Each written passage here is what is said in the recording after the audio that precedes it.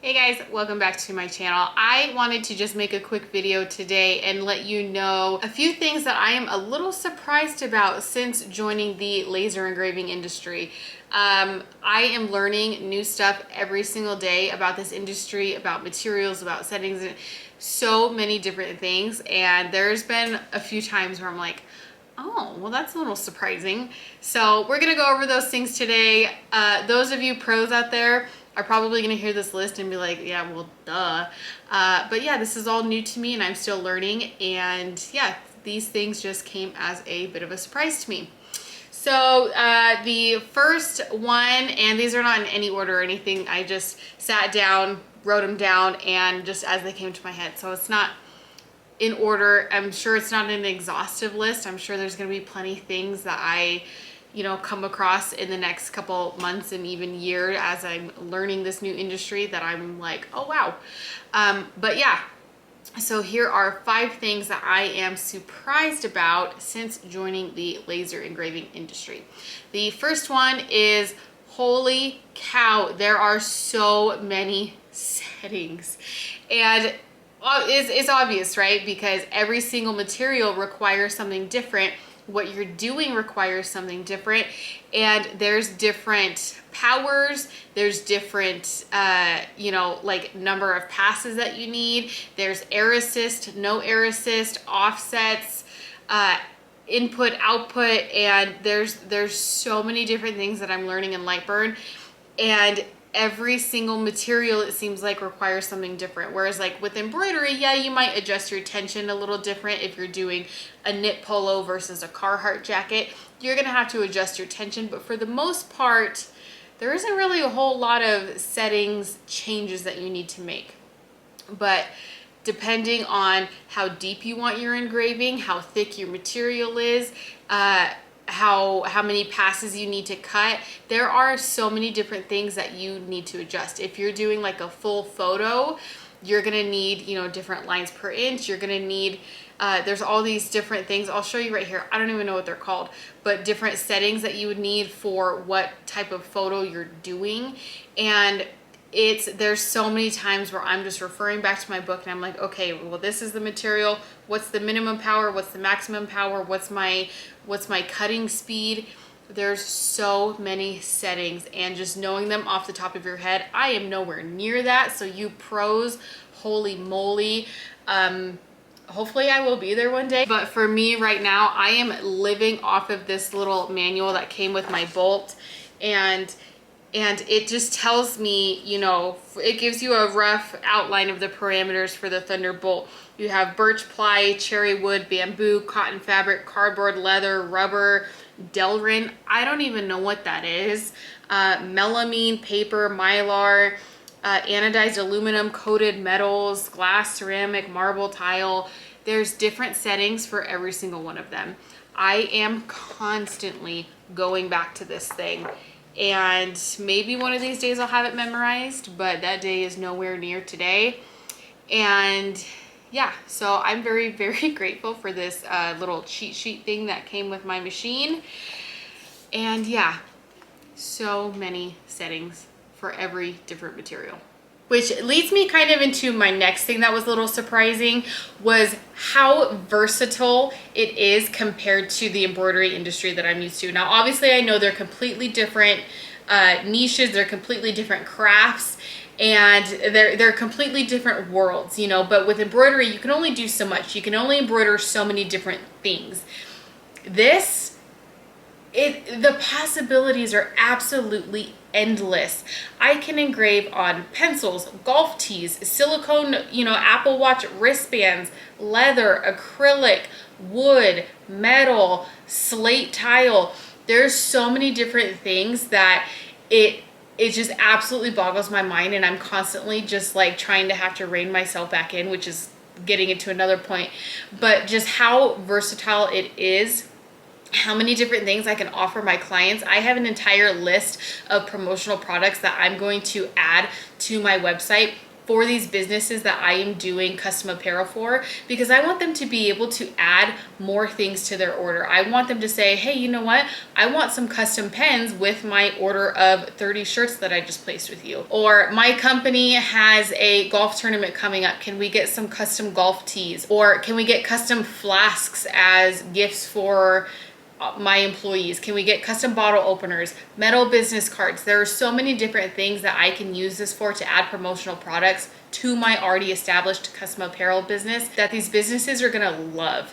And I'm slowly working on it. It's a work in progress, but it is so versatile. I can add so much to my shop with this machine.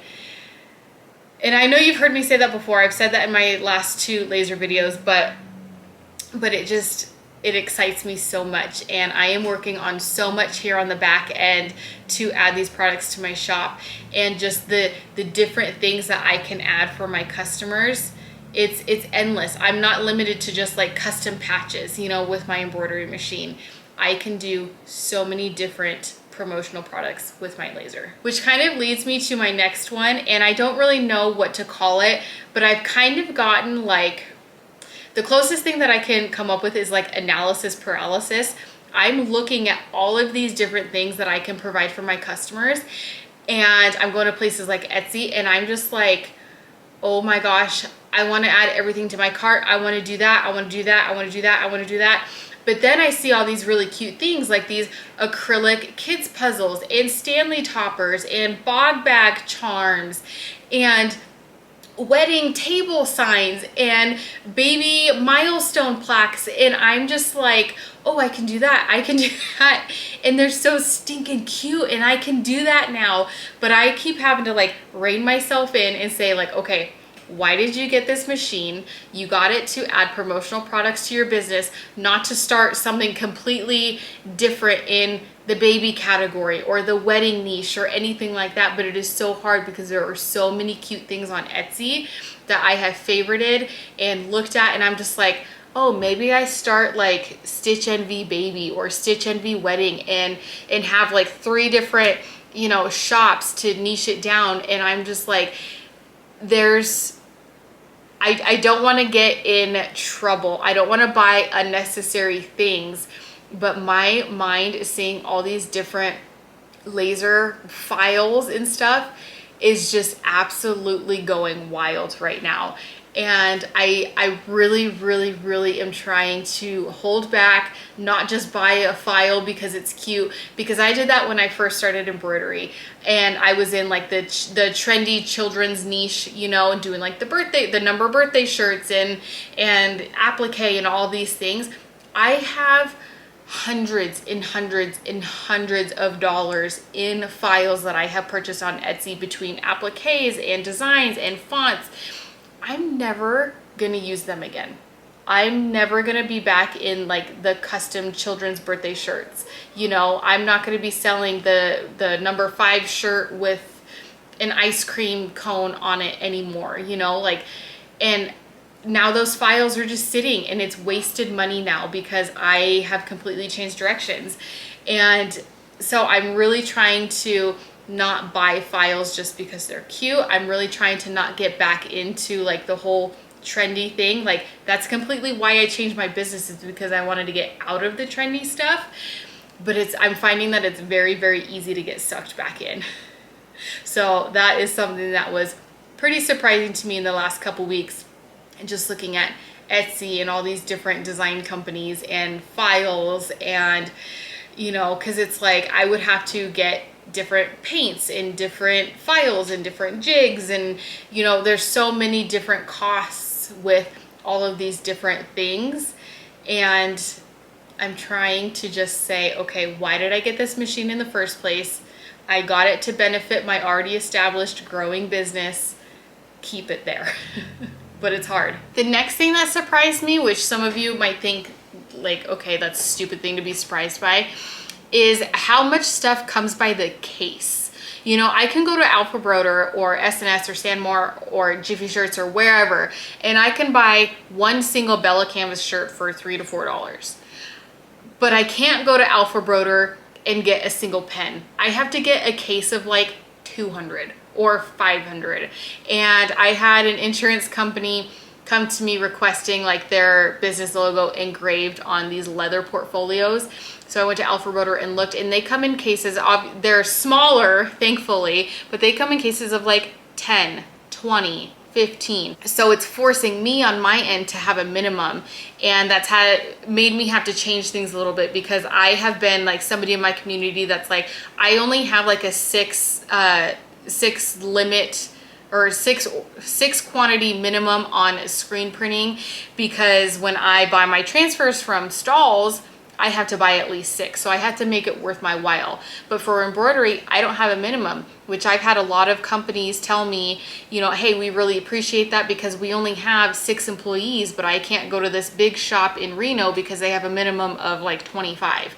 You know, so like I have been trying to fill in that gap of being the person that doesn't have minimum orders for those smaller businesses. And this is kind of forcing me to have those minimums, you know? And so it's been interesting. I can get smaller quantities on Amazon, you know, like there's these leather flasks that I was looking at. You can get different cases of pens, you can get different cases of bottle openers, business cards, things like that. But it's a little bit more expensive than if you got them wholesale through like Alpha Rotor. So seeing how many things come by the case is pretty interesting to me, and not something I was really expecting. When I was getting my laser, I didn't look at, you know, what my materials were gonna cost, and maybe that's my fault, you know, just not doing adequate research. But I'm really, really surprised at how many things you have to buy by the case. So that's another thing. And then for those materials, all those cool things that I'm seeing on Etsy, like these acrylic name puzzles, Stanley toppers, things like that, I'm actually really surprised at how expensive acrylic is, and how expensive cast acrylic is. And I will show you this website right here. It's Custom Made Better. They have the absolute cutest acrylic I have ever seen. This sparkle acrylic, there's like this metallic, there's this like pearl, so many cute styles, and it's like $16.99 for a 12 by 18 sheet. And don't get me wrong, that's absolutely great pricing for what you can make out of it and what you can sell it for. You still have a great profit margin, but if you're like me and you're just getting started and you only have, you know, so much to be able to invest in these new materials, it adds up quickly. I mean, you're talking $17 a sheet. If you have a $100 budget to try, you know, new things, and you want to try acrylic, leather, you know, you have to factor in your shipping costs, it can eat up really fast. So another place that that I have bought material from is Lone Star Adhesive, and they have absolutely amazing leather for doing leather patch hats. You know, you can get leather without the adhesive and do like leather keychains and stuff like that, but it still adds up very fast. And then if you get into like the tricolor acrylic, and it's like $25 a sheet. Now, like I said, you factor in your how many you can get out of one sheet, you have your profit margin. I get all that. But when you're trying to create new products to show customers but only have a little bit of a budget, it adds up really fast. So that is another thing I was surprised about. So those are the 5 things that surprised me.